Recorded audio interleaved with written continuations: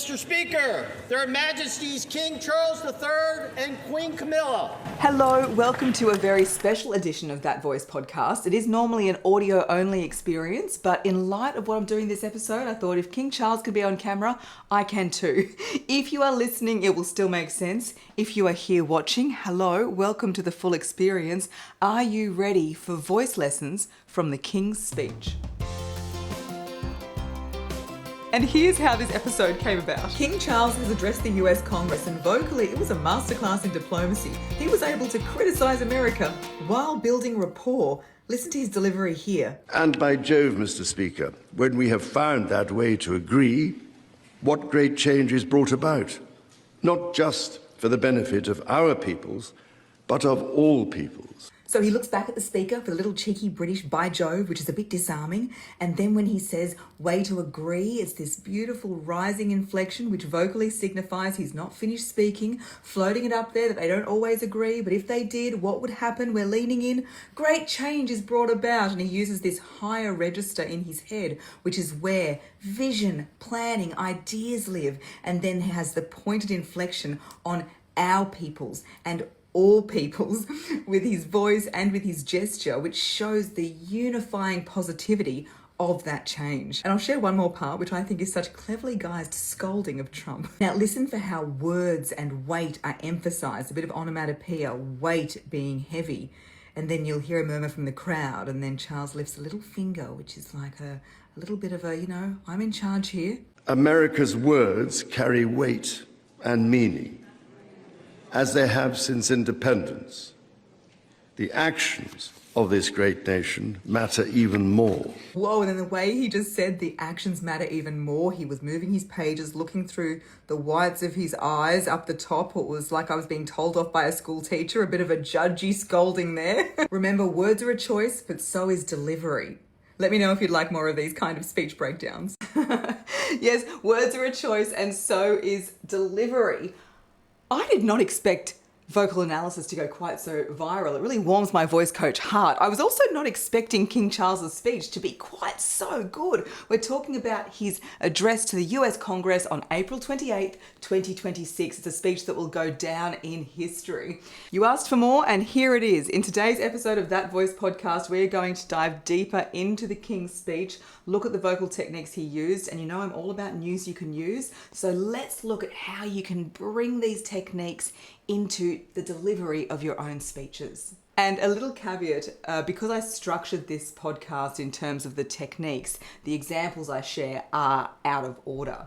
There is so much that could be said and has been said about the way this speech was written, the language devices, the words used, the metaphors. It really is a feather in the cap for the speechwriter. Although, as many of you shared online, I agree. I reckon King Charles had a hand in it himself. You can see the way he delivers it with a glimmer in his eye. It's like, yeah, I wrote that and it landed just the way I wanted it to. Today, for this podcast, are you ready to hear 5 voice lessons we can take from the King's speech?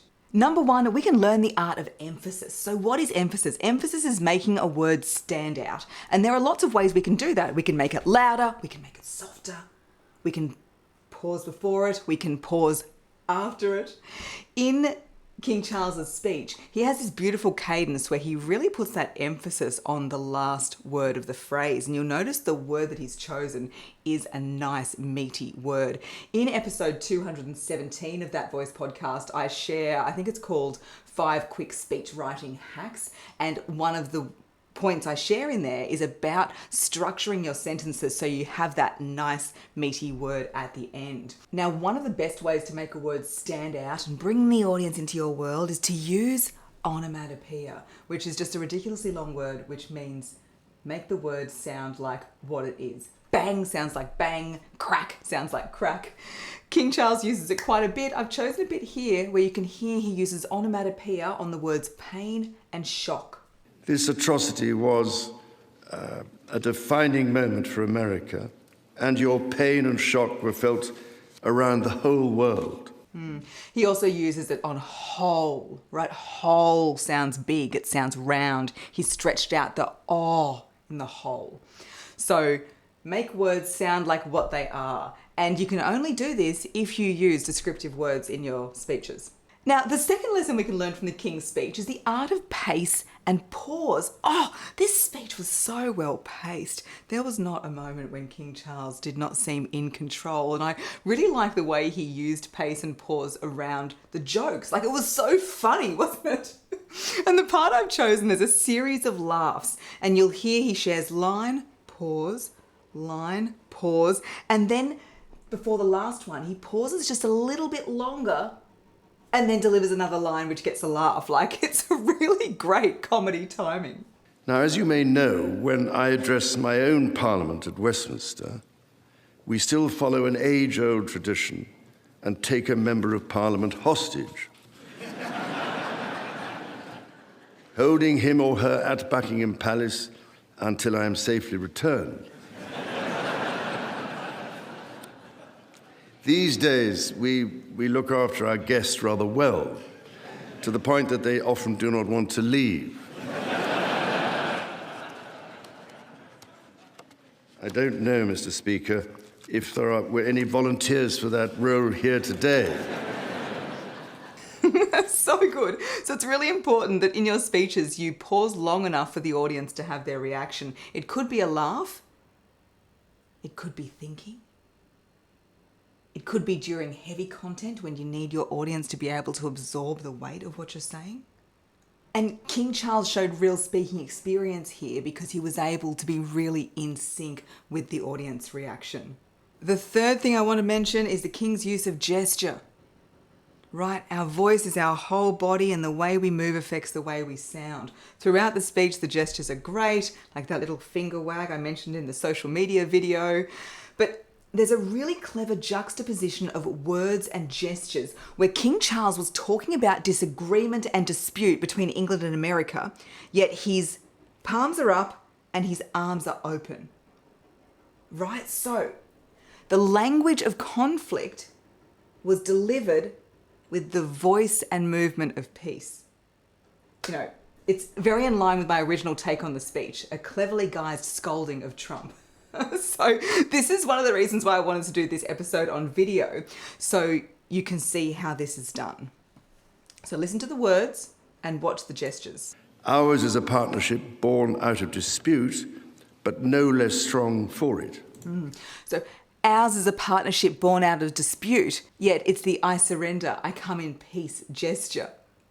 Really clever. And we can use this technique of warm, open, I come in peace gestures when the content might be a bit combative. You know, the delivery style ensures that we can get the point across without severing rapport. Once you get that audience offside, whoa, it is very, very challenging to bring it back. I've been in that situation on stage. It is not a nice feeling. Okay. The fourth voice lesson from the King's speech is about pitch, the highs and the lows. Now, there are different areas in your body that you can put your voice for different purposes. So the head, when you want your audience to think something, the heart, when you want them to feel something, down in the solar plexus, when you want them to take action. I explain more about this in my book, Voice Print. Don't know where I'm going to put it on the screen, but I really hope that you go and check that out. If you're interested in this kind of content, you'll love Voice Print. For today, let's just look at how you can be guided by the words. The words will tell you what pitch to use. So let's have a listen. These roots run deep, and they are still vital. These roots run deep. Now, where are the roots? They're down low, they're under the ground. Where is deep? It's down. So it makes sense to go, these roots run deep, rather than these roots run deep. It wouldn't be aligned. So roots are down. Now, let's listen to where he's changed it and listen to the words here. It is extraordinary to think that I am the 19th in our line of sovereigns to study with daily attention the affairs of America. Did you hear it? At the very beginning, his pitch went up as he said, It is extraordinary to think. It is extraordinary to think, right? Because thinking is up here. Really great. Now let's hear an example where King Charles uses a change in pitch. He talks about foundations, which are going to be low, and then he talks about building on them. And you build up on foundations, and you'll hear his voice go up. Foundations, build. Let's have a listen. These are strong foundations, on which to continue to build. And one more example like this, resilience, right? It's the grounding. Future is high, so you'll hear resilience low and future high. We do so because they build greater shared resilience for the future. Right? So one of the biggest complaints I hear from people is, oh, I sound so boring, I sound so monotone. And yes, if you don't change the pitch of your voice, you will put people to sleep. Absolutely. You don't need to be able to sing do, re, mi like Julie Andrews in The Sound of Music. You just need to be able to go up and be able to go down and look for the words. If you're talking about the sun and the sky, it's high. If you're talking about deep down, it's low. Just look at the words. They will be your guide. And finally, my favorite, we can learn number 5, the art of inflection. So what's the difference between inflection and pitch? So glad you asked. So pitch is like a lift. It's like an elevator. It's on the vertical. 1, 2, 3, 3, 2, 1. Whereas inflection is the movement of the pitch. It's the rise and the fall. Think of it more like a skate ramp. And we really want to use it well before our pauses. King Charles does this beautifully. When you rise, it vocally signifies that you're not done speaking. There's something else coming. And the audience leans in, they want to know what it is, and then boom, you hit them with the next line. And this pattern, the rise and the pause and then the boom, I often refer to it as like a dart going into a dartboard, I call the tease and land. It's the tease and land intonation pattern. In Voice Print, there's a whole chapter on intonation with lots of different techniques and diagrams and things like that. And if you're musically minded, you can think of it like the question and the answer. You've got to hold the question before you give the answer. Here's just one of many examples where King Charles uses it. That the world may little note what we say, but will never forget what we do. And King Charles uses this beautifully at the end, the tease and land. You want to be using this at the end of your speeches. You want to stick the landing with the tease and land. You don't want to be left where I've seen many speakers where the audience doesn't know whether they're finished or it kind of does finish, but it's a bit like getting a lukewarm coffee. It's like a bit of a letdown.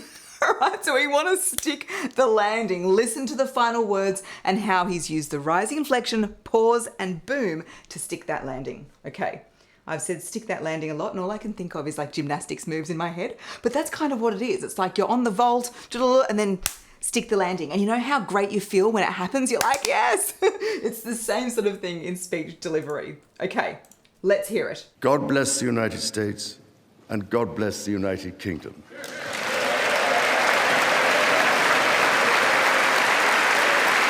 Boom. Did you hear that? God bless the United States, rising inflection, pause, and God bless the United Kingdom. Now, we're not finished. There was one more fancy thing towards the end of the speech that I had to do some research on. It was very interesting. The story of the United Kingdom and the United States is at its heart a story of reconciliation, renewal, and remarkable partnership. Reconciliation, renewal, and remarkable partnership. Great alliteration. Use of threes. Now, then towards the end, listen to how he says the R here. On your 250th birthday, let our two countries rededicate ourselves to each other. I was like, what? Where has this rolled R come from? And it's a very deliberate rolled R. It's not just a little bit, it's a lot. And it's the only time in this speech that he does it. So I was going, where's this come from? He's speaking received pronunciation, which is like the Queen's speech, the King's speech. And there's only rolled R's in, Scottish or Irish, but not in RP, not in received pronunciation. So where has this come from? And why has he decided to use this? So I did a bit of research about this and oh my gosh. A king would use a rolled or trilled R, the rolled R is called the alveolar trill, to convey authority, tradition, and clarity. And I was like, King Charles, oh my gosh. In the final phrases of this phenomenal speech, he has just given a royal smackdown in the form of an alveolar trill. I did not think I would see the day. So good. It was his way of saying, I'm king I'm in charge.